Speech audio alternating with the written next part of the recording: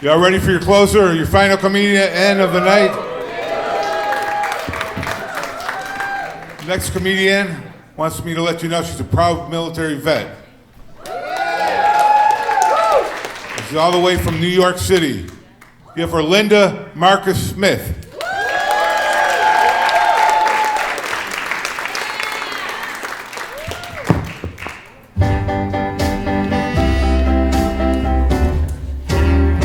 Whoa, yes, I'm the great pretender.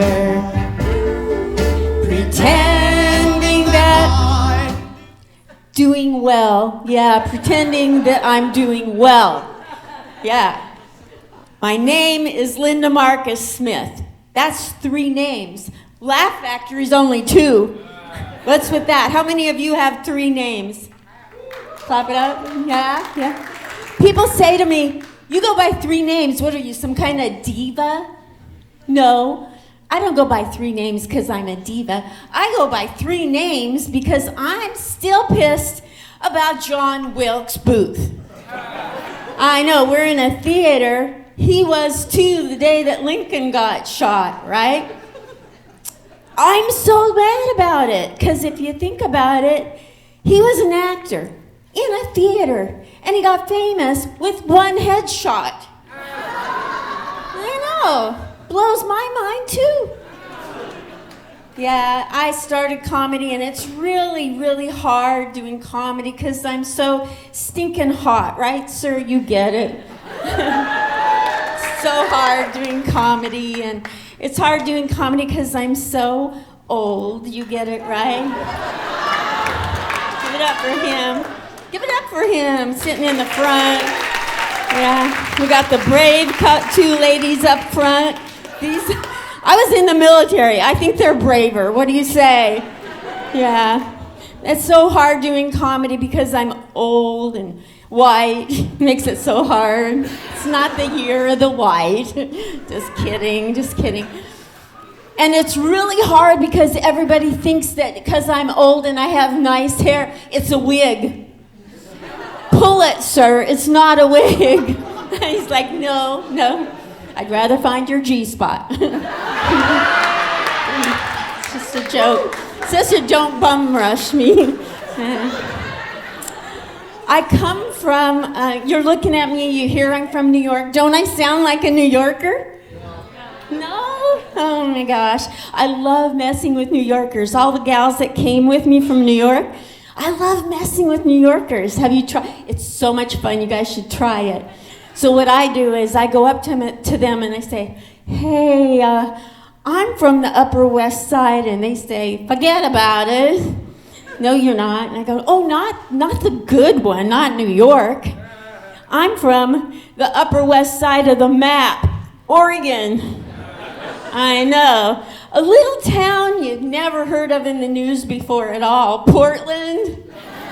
Exactly. My town is now a punchline. Do you understand the frustration? Yeah, I lived there and I left. I couldn't wait to leave Portland. Anybody here from Portland? Good. Anyway, I moved to Vegas, and when I got to Vegas, you guys, my comedy career, this was 5 years ago, my comedy career started taking off. Can you believe that? In Vegas! Yeah. At bus stops. Can I say there was a little old lady at the bus stop. She was just hanging there, sad, waiting for the bus. I've got the antidote to sadness, don't I? I told her a joke. Blah, blah, punchline. And she said, keep your day job. I hadn't had one for a few decades. So I went out and got me a day job. Streetwalker, Vegas streetwalker. You don't believe that now, do you? Too many dimples still.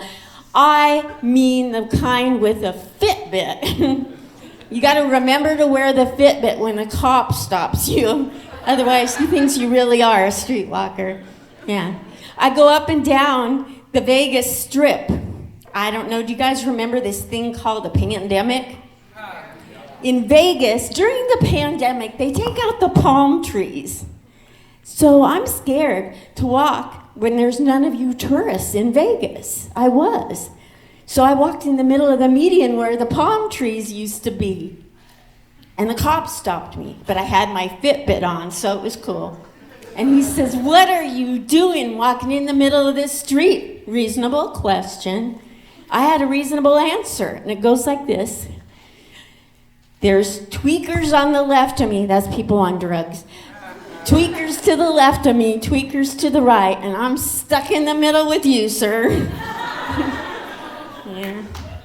But thank you. I do come from the Upper West Side, Portland, yeah. And, you know, I started comedy very young in life. So young in life.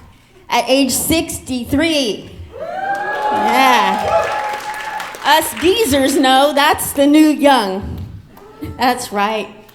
And I started comedy, and there was this thing in Portland called really young comedians. Have you heard of this thing, young comedians? Yeah, well, them young comedians wanted nothing to do with the little old lady telling jokes. I'm a boomer. I'm old enough to figure out how to get me some attention. I gotta have attention. Why do you think I'm up here? I need attention. Where do you think I got my self-esteem from myself? No, I don't know where they came up with that word. So anyway, I needed attention, and the young people were ignoring me. Well, I'm not going to have that. So I got down on the ground because I served in the military, and I need attention. So I started doing sit-ups because that's reasonable, right? I can do these all day long, you guys, because I was in the military. That's why you're speaking English, because of me. And my sit-ups. I could have won the Presidential Fitness Award if I didn't have ADHD. So I'm doing these sit-ups. I'm not breaking a sweat. I can do it, like I told you, I can do it while I'm doing the dishes, having horizontal mambo. That's sex for you young people. So I'm doing these sit-ups, and the young people, it was magical. They came back in to see what I was doing. What's that crazy old lady doing? And they came in and they started filming me. This was filming in 1951, right? Filming. Yeah. You know, the film went onto the internet, onto the Facebook or something, and it went viral. And that's why you guys get to see me here tonight, because of my haters. Give it up for my haters. I have a little bit of knowledge to drop you. Yeah, this is like the part, this is really cool. Whenever you're up against your enemies, people that don't really love you, they're out for your bad, just stay in your own lane, do your own thing, and guess what? Your haters will elevate your game. Isn't that cool? Yeah, that's my little knowledge. You know, I get told a lot, as an older comedian, men think that I'm really hot.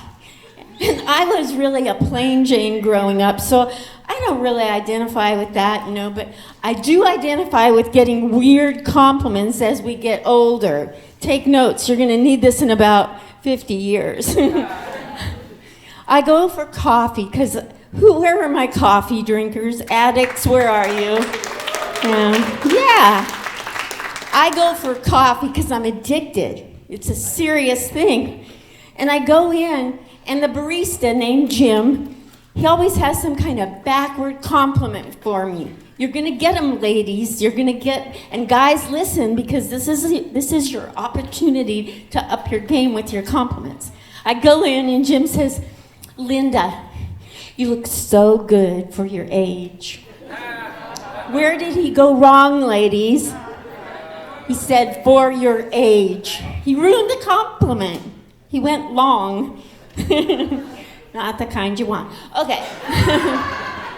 So anyway, I had to have a comeback. So I said, "Jim, you look great for a dropout from a hair club for men." Because he was bald. Are you too woke for that, huh, Chicago? No, it's better to give a compliment than receive one if you get to this age, trust me. Another time I go in for coffee. And Jim says to me, "You look like you're aging backwards." I'm supposed to be excited about looking like Benjamin Button? I'm not. But my favorite compliment from Jim in Portland, Oregon at 30th and Division. Yeah, you can go in there and tell him hi for me. He said to me on a rainy, windy day, my makeup was going like the wind across my face, and I ducked in for my fix, and he said, "Linda, today you look just like Marilyn Manson." Boo. I don't think I look anything like Marilyn. I don't. I think I look like if Marilyn had had a sister. She didn't, young people. She didn't have a sister. But if Marilyn had a young sister, I think I look just like her sister, who would have had to have sung "Happy Birthday, Mr. President" to Ted Kennedy. Yeah. No, I don't look like Marilyn. So I don't know if anybody here remembers this phenomenon called a post office. Anybody remember what those are? U.S. Postal Service? Any postal workers? No, okay. Anyway, they're probably working from home right now. Yeah, in 1973, was anybody alive here in 1973? Yeah, all right. I went into the post office. I had business to do. I had to send a package. That's how we did it, you know? And I went in there, and I got to tell you, it was so amazing. This guy was in love with me, or he's showing his affection. He did it old-fashioned style. In 1973, he just said, "I want you." That was how it was. He said, "I want you." Okay, all right. If you're gonna make me tell the truth, it was a poster of Uncle Sam. Don't get ahead of me out there. Army recruitment wanted me. It was Uncle Sam. Now stick with me, Chicago, in this next part. Yeah, if I couldn't say no to my real grandpa, how am I gonna say no to a fake uncle? Yeah, it's true. So I went in the Army. Look at me. I was sweet, young, and innocent. I went from being a plain Jane in high school, very plain, to being a shave your head off GI Jane.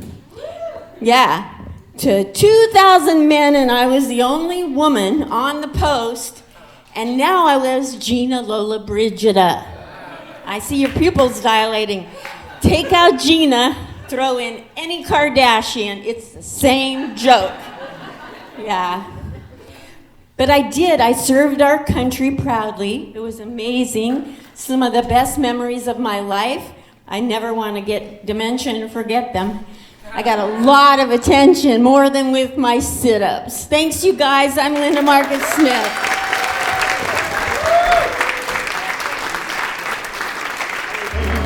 One can tell. One more time for Linda.